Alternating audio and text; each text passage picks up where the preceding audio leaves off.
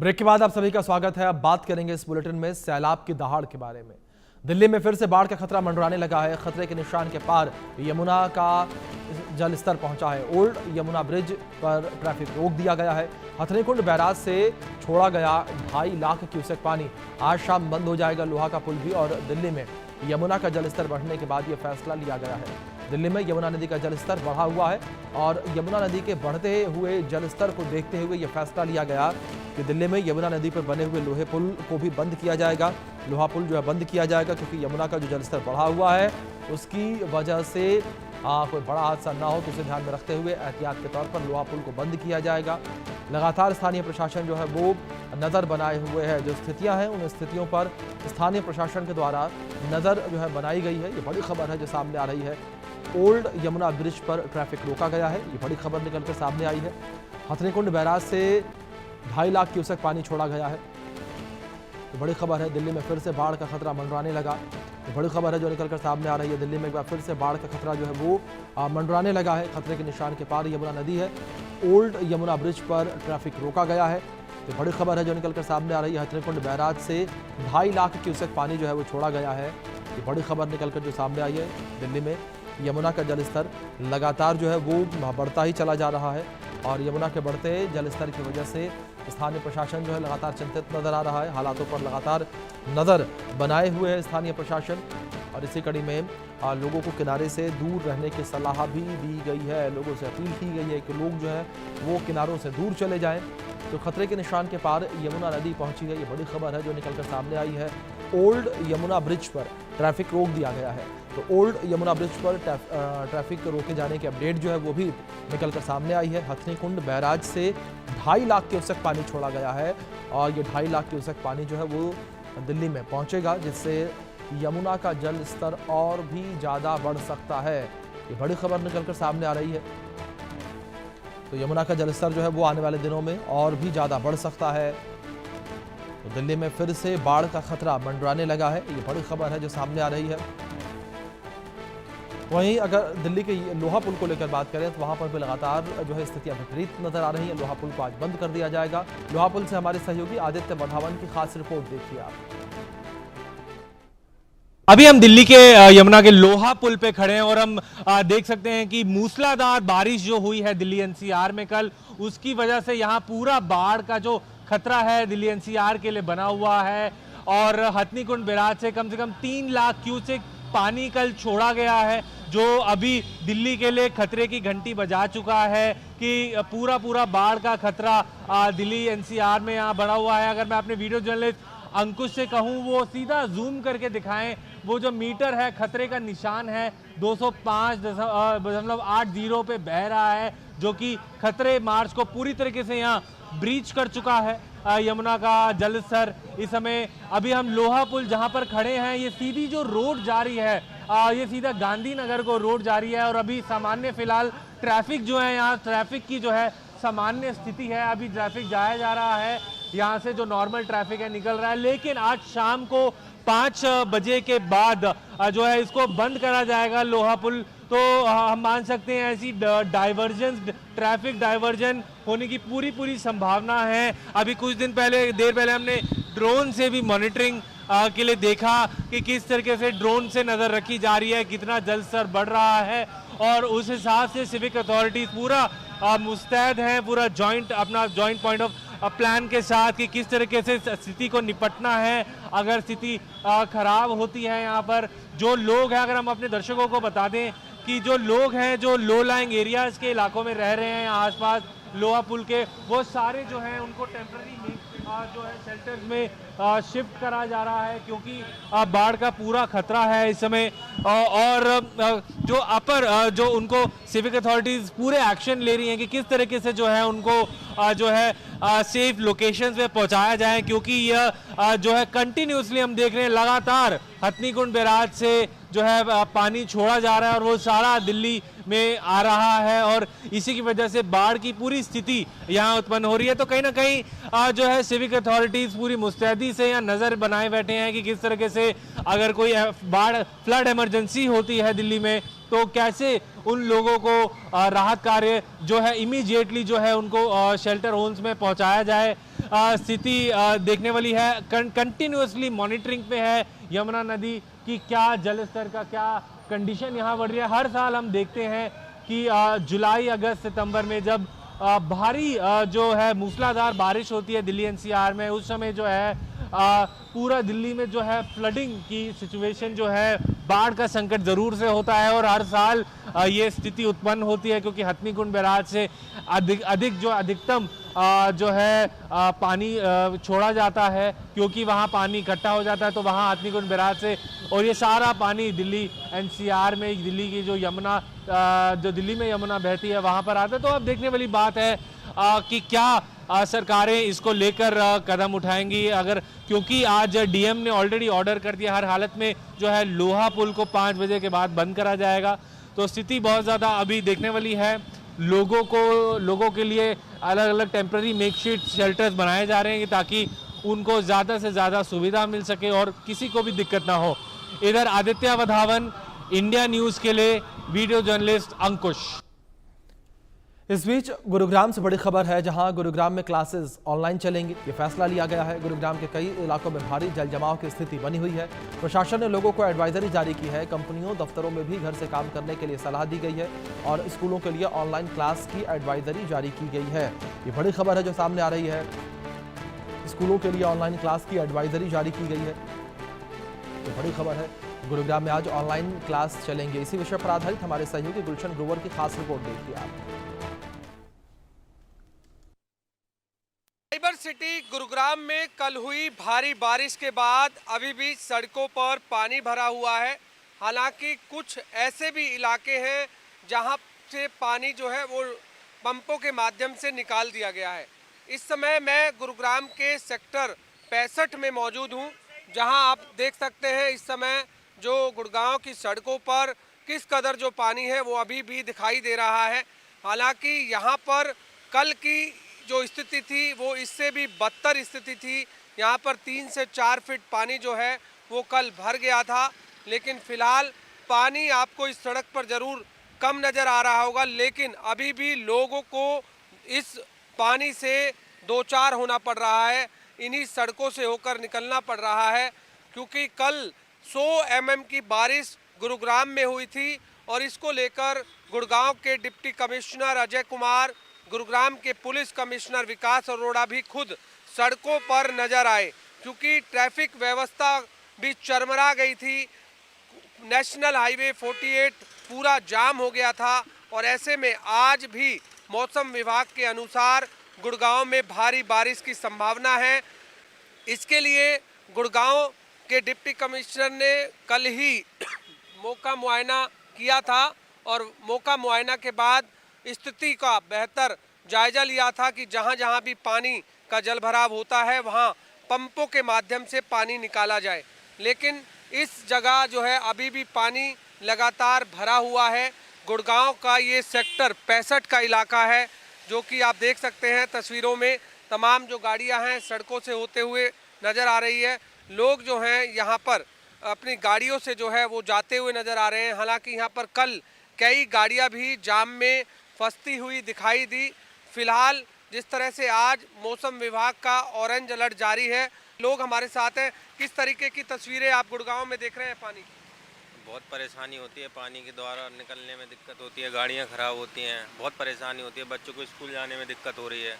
मतलब आज तो ऑनलाइन क्लास है, इस कारण गाड़ियां खराब होती हैं, एक्सीडेंट के कारण हो जाते हैं। गड्ढे हैं, अभी आगे जाके लोग परेशान होते हैं, बहुत दिक्कत होती है। तो कल यहाँ पर कैसी स्थिति थी? कल तो बहुत भयंकर स्थिति थी, बहुत बेकार स्थिति थी। मतलब कि पानी, गाड़ियाँ ही नहीं निकल रही थी, गाड़ियों को क्रेन से टांग के ले गए, उठा कर ले गए। बहुत परेशानी हो रही थी, बहुत ज़्यादा परेशानी थी और बहुत परेशानी का सामना करता पड़ता है लोगों को, बहुत दिक्कत हो रही है। बिल्कुल, आप भी बताइए कि क्या लगता है कि गुड़गांव में किस तरीके की स्थिति आपको नजर आ रही है? यहाँ की जो कल रात का कंडीशन आपने देखा नहीं, मैं शाम को यहाँ पे आया था। आप यहाँ पे कैमरा करें, इस लेवल तक लगभग 4 फीट मेरी स्कूटी बंद हो गई थी। मैं इसे मैकेनिक पास ले गया, तो अभी तो वहाँ पे है। मैं फिर दूसरी किसी के लेकर के आया हूँ। बहुत ही आम जनता को इतनी परेशानी हुई कि अगर कोई सरकारी कर्मचारी इतना नज़दीक से फेस करे तो वो चीज़ को देख पाएंगे कि क्या यहाँ की हालात है इस समय। तो आज अगर भारी बारिश होती है तो क्या लगता है स्थिति बेहतर होगी या बस से बदतर होगी? पूरे गुरुग्राम की सिस्टम की मुझे लगता है कि चरमरा जाएगी। और फिर से कल के दोबारा अगर बारिश हो जाए 3-4 घंटे तो खैर लोगों को मतलब काफी परेशानियों का सामना करना बहुत ही ज़्यादा लोगों को, आम जनता को परेशानी का सामना करना पड़ रहा है। किस किस इलाके में पानी देखा आपने कल, कहाँ कहाँ? मैं गोल्फ कोर्स एक्सटेंशन रोड पे जहाँ मैं गया हूँ, वाटिका चौक, ये सोशल M3M IFC के सामने, और यहाँ से इस रोड पे मैं जहाँ भी गया लगभग हर इलाके में बारिश का माहौल बना रहा। जिस तरह से आप यहाँ सुन रहे हैं कि लोग जो हैं वो काफ़ी परेशान नज़र आए, और ऐसे में आज अगर भारी बारिश होती है तो एक बार फिर से गुड़गांव की स्थिति बस से बदतर होती हुई नज़र आ सकती है। जैसा लोगों का कहना है कि यहाँ पर कल 3 से 4 फीट पानी था, और आज भी वो स्थिति, अगर भारी बारिश होती है तो वही स्थिति यहाँ पर नज़र आ सकती है। कैमरामैन जेडी के साथ गुलशन ग्रोवर, गुरुग्राम। रुद्रप्रयाग में बादल फटने के बाद एनडीआरएफ, डीडीआरएफ की टीम ने छेनागढ़ गांव में संयुक्त ऑपरेशन किया है और मलबा हटाया। स्थानीय लोगों को सुरक्षित बाहर निकाला। ये तस्वीरें स्क्रीन पर आप तस्वीरों में देख सकते हैं किस तरीके से यहां पर रुद्रप्रयाग में रेस्क्यू ऑपरेशन जो है वो देखने को मिला और फंसे हुए लोगों को सुरक्षित बाहर निकाला गया, जिसकी तस्वीरें स्क्रीन पर हैं आपके। तो इस वक्त जिस तरीके से आसमानी आफत लगातार बरस रही है, तो पहाड़ से लेकर मैदान तक लगातार आसमानी आफत का कहर देखने को मिल रहा है, और इस कहर के आगे हर कोई घुटने टेकने को मजबूर है, क्योंकि जो स्थितियां इस वक्त बनी हुई हैं उन स्थितियों के बीच लगातार लोग जो हैं फंसे हुए हैं और लोग लगातार निकलने का प्रयास भी कर रहे हैं, लेकिन इस प्राकृतिक आपदा के आगे हर कोई घुटने टेकने को मजबूर है।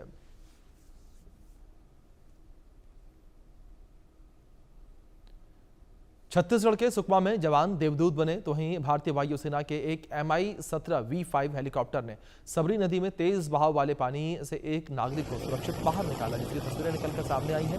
और सेना के जवान यहां पर इस व्यक्ति के लिए देवदूत साबित हुए, क्योंकि यदि ये व्यक्ति जो है वो नदी में फंसा हुआ था और इस व्यक्ति का रेस्क्यू किया गया। तस्वीरों में देख सकते हैं किस तरीके से झाड़ जो है उसके सहारे ये व्यक्ति जो है रुका हुआ था और लगातार बीच में फंसा रहा और मदद की गुहार लगा रहा था। और इस बीच सेना जो है वो इस व्यक्ति के लिए देवदूत बनी और MI-17 V5 हेलीकॉप्टर से इस व्यक्ति का रेस्क्यू ऑपरेशन किया गया। और छत्तीसगढ़ के सुकमा से तस्वीरें निकलकर सामने आई हैं। तस्वीरों में देख सकते हैं किस तरीके से इस व्यक्ति का रेस्क्यू जो है वो किया गया है सेना के जवान के द्वारा। तस्वीरें निकलकर सामने आई हैं, इस व्यक्ति का रेस्क्यू सेना के जवान के द्वारा किया गया। हेलीकॉप्टर से रेस्क्यू की तस्वीरें निकलकर सामने आई हैं।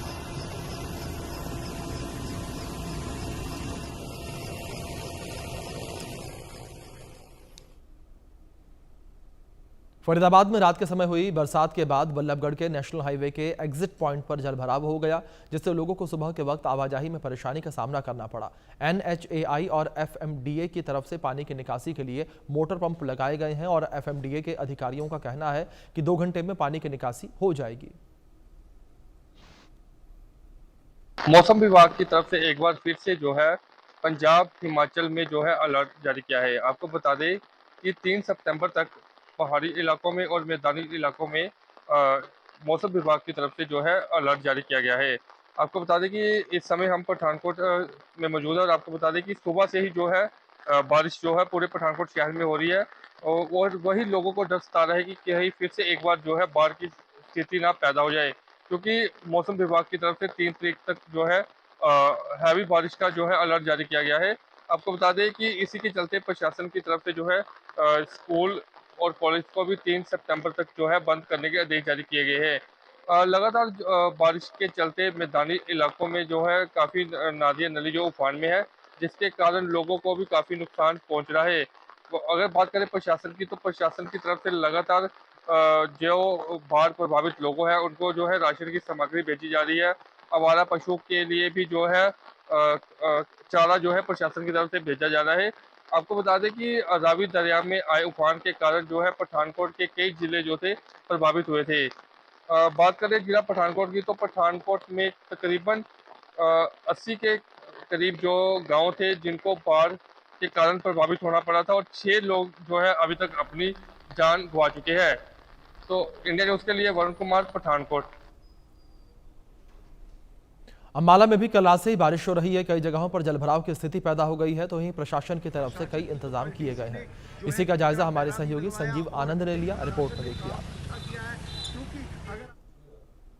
अंबाला शहर में कल रात से भी जोरदार बारिश हुई है, कल दिन में भी बारिश हुई है और आज कहीं सुबह भी बारिश हो रही थी। अब मौसम कुछ साफ हुआ है, लेकिन अंबाला में अभी भी थोड़ा पानी है। अगर मैं दिखाना चाहूंगा, गलियों में सड़कों में पानी है, लेकिन प्रशासन ने बेहतरीन काम किया है क्योंकि जो पानी की निकासी है वो कहीं ना कहीं अंबाला में हो गई है। तस्वीरें दिखाना चाहूंगा किस तरह से अभी भी जो है पानी जो है अंबाला में, ये देखिए अभी भी है पानी।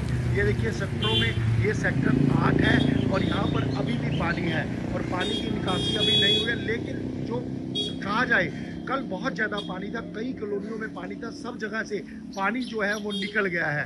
अगर बात करें प्रशासन की तो कल डीसी ने जो है ठिकरा पैरा भी लगवाया और जो घग्गर नदी थी वहाँ पर भी जल भराव था और कॉलोनियों में भी पानी आ गया था। लेकिन आज सुबह जब देखा गया तो पानी की निकासी कहीं ना कहीं मिली।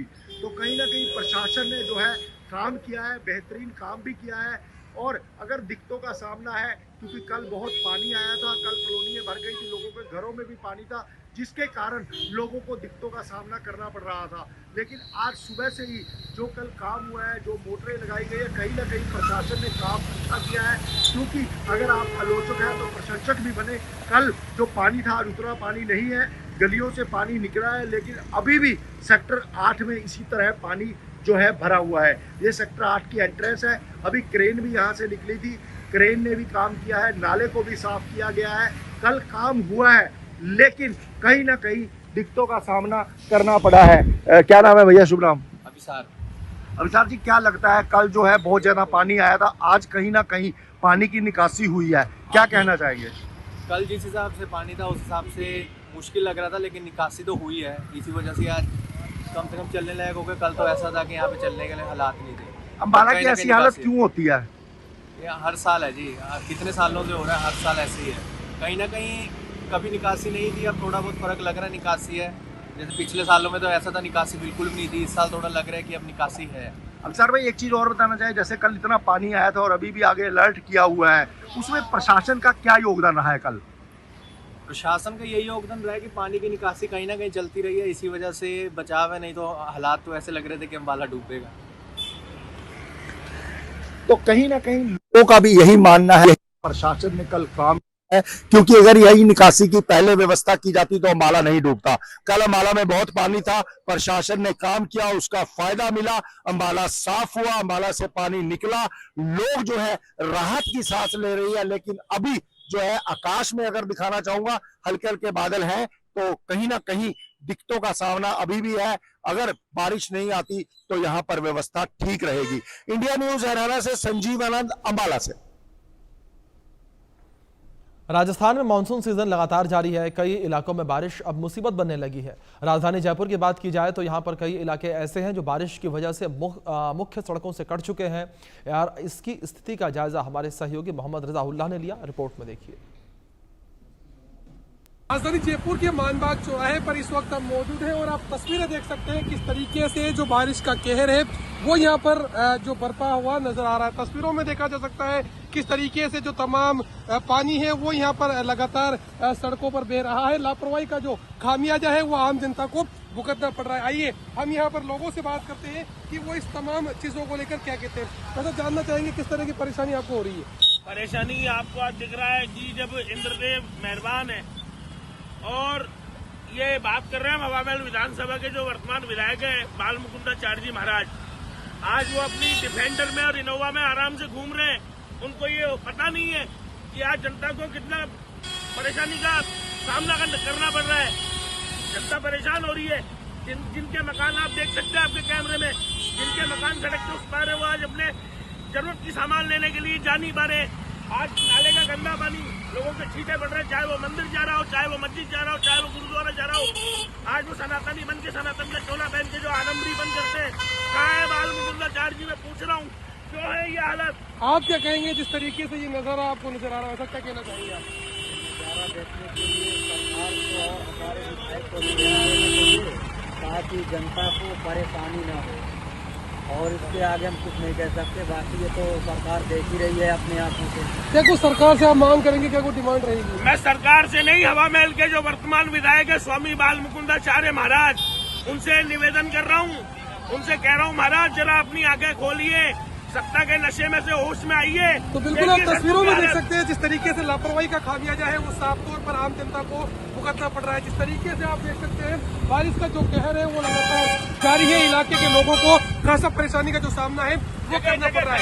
Mohammad Razaullah, India News, Jaipur. राजधानी जयपुर के मानबाग चौराहे पर इस वक्त हम मौजूद हैं और आप मेरे पीछे तस्वीरों में देख सकते हैं किस तरीके से जो बारिश का पानी है वो लगातार अलग अलग इलाकों में नजर आ रहा है। आप तस्वीरों में देख सकते हैं राजधानी जयपुर का दिल्ली हाईवे है और दिल्ली हाईवे पर जो पानी है वो लगातार यहाँ पर बह रहा है। पानी बहने की वजह से लोगों को जो खासा परेशानी का सामना है वो फिलहाल यहाँ पर करना पड़ रहा है। तस्वीरों में देख सकते हैं मैं भी अभी तक आधा यहाँ पर डूब चुका हूँ। फिलहाल प्रशासन से जो गुहार है वो यहाँ पर लोग लगाते हुए नजर आ रहे हैं। Mohammad Razaullah, India News, Jaipur.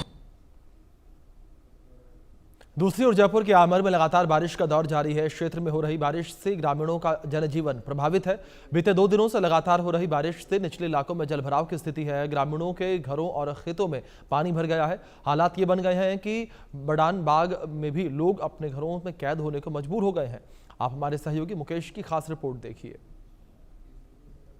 राजधानी जयपुर के आमेर में पिछले 3 दिन से लगातार तेज़ बारिश का दौर जारी है। तेज़ बारिश के चलते हुए जो आमेर के जल स्रोत है वो पानी से लबालब हो चुके हैं। आमेर के सागर सरोवर और मावटा सरोवर की मोरी चालू हो गई है, जिसके चलते हुए आमेर के निचले इलाकों में पानी भर गया है। आमेर के बड़ान के बाग में पिछले 3 दिन से पानी की आवक तेज़ होने के कारण निचले इलाके में घरों में पानी आ गया है, तो खेत पानी से लबालब हो चुके हैं, जिसके कारण उनका जनजीवन अस्त व्यस्त हो गया है। लोग घरों में रहने को कैद होने को मजबूर हो गए हैं। लगातार पानी की आवक से जो आमेर का ऐतिहासिक स्थल दलाराम बाग है वहाँ पर भी पानी भर गया है, जिसको बंद किया गया है फिलहाल पर्यटकों के लिए। लगातार जो दलाराम बाग में पानी की आवक लगातार जारी है और सुबह से ही जो बारिश है वो लगातार जारी है, जिसके चलते हुए आमेर पानी से लबालब हो गया है। आमेर से मुकेश सैनी, इंडिया न्यूज़। जम्मू कश्मीर से जानकारी है, जहां डोडा जिले के भद्रवाह कस्बे में आज सुबह बारिश हुई है। आईएमडी के अनुसार भद्रवाह में आज आंशिक रूप से बादल छाए रहने और मध्यम बारिश या फिर गरज की संभावना बनी हुई है।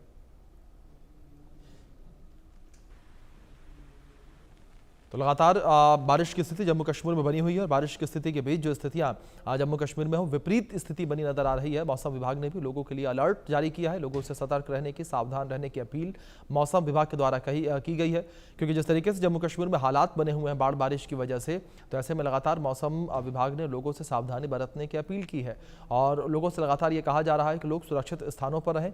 दूसरी ओर नदियों के किनारों से दूर रहने की सलाह भी लोगों को दी जा रही है। लोगों से ये कहा जा रहा है कि नदियों के किनारों से दूर लोग रहें, क्योंकि लगातार नदियां जो है वो उफान पर हैं और नदियों के उफान की वजह से तमाम लोगों को समस्याओं का सामना करना पड़ रहा है।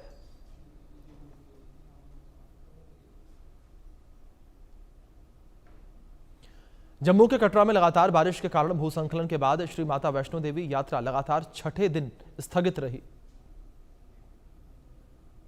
और जो स्थितियां देखने को मिली जम्मू कश्मीर में और माता वैष्णो देवी मार्ग पर, उसकी वजह से लगातार माता वैष्णो देवी की यात्रा स्थगित की गई है। यात्रा मार्ग पर जिस तरीके से पहाड़ी से मलबा सरक कर आ गया था, लैंडस्लाइड हुआ था, उस लैंडस्लाइड में करीब 30 से अधिक लोगों की जान चली गई थी। तो ऐसे में लगातार रास्ते को दुरुस्त करने का काम किया जा रहा है। दूसरी ओर एलजी मनोज सिन्हा ने जांच के आदेश भी दिए हैं। इस पूरे हादसे को लेकर जांच के आदेश दिए गए हैं और हादसा किस वजह से हुआ, कैसी लापरवाही रही है, इन तमाम चीज़ों को लेकर जांच की जाएगी। 3 सदस्यों की कमेटी का गठन किया गया है और ये कमेटी जो है इस पूरे हादसे को लेकर जांच पड़ताल करेगी और रिपोर्ट जो है वो एलजी मनोज सिन्हा को सौंपी जाएगी और तब जाकर ये अपडेट निकलकर सामने आ पाएगा कि आखिर क्या वजह रही जिस वजह से इतना बड़ा हादसा हुआ। तो वहीं दूसरी ओर इस हादसे में कई लोगों के घायल होने की भी खबर सामने आई थी और माता वैष्णो देवी मार्ग पर जिस तरीके से लैंडस्लाइड हुआ था, इस लैंडस्लाइड में 35 के आसपास लोगों की जान गई थी और कई लोग जो है वो घायल बताए गए थे। तो इस बीच जांच के आदेश दिए गए हैं। जांच टीम जो है वो भी मौके पर पहुंचकर लगातार जांच पड़ताल कर रही है। लगातार अब ये पता लगाने का प्रयास भी किया जा रहा है कि आखिर किस वजह से ये पूरा हादसा हुआ है। कुछ लोगों ने यहाँ पर जो स्थानीय प्रशासन है उसके ऊपर भी गंभीर आरोप लगाए हैं। लोगों का कहना कि स्थानीय प्रशासन को पता था कि लगातार बारिश हो रही है, लेकिन उसके बावजूद भी स्थानीय प्रशासन ने यात्रा को जारी रखा। स्थानीय प्रशासन ने यात्रा को रोका नहीं, जिस वजह से एक बड़ा हादसा हो गया। और अब हादसा होने के बाद जो है स्थानीय प्रशासन ने यात्रा को रोका है। ये यात्रा पहले भी रोकी जा सकती थी और अगर यात्रा पहले रोकी जाती तो शायद इतना बड़ा हादसा नहीं होता, ये कहना है लोगों का। प्रत्यक्षदर्शी भी बता रहे हैं कि किस तरीके से पहाड़ी से जो मलबा सरक कर नीचे आया, अचानक ही ये पूरा हादसा हुआ। लोग जो अपनी यात्रा कर रहे थे, अर्धकुंवारी के पास यह हादसा हुआ था और लोग जो चढ़ाई करके अर्धकुंवारी तक पहुंचे हुए थे वो बिल्कुल भी उन्हें इस बात का अंदेशा नहीं था कि इस तरीके का हादसा जो है वो रास्ते में होगा। इस तरीके से पहाड़ी से बड़ी मात्रा में मलबा सरक कर नीचे आ जाएगा। तो पहाड़ी से बड़ी मात्रा में मलबा सरक कर आने की वजह से ये पूरा हादसा हुआ। इस हादसे की जद में कई लोग आ गए, जिसमें से 30 से अधिक लोगों की जान चली गई।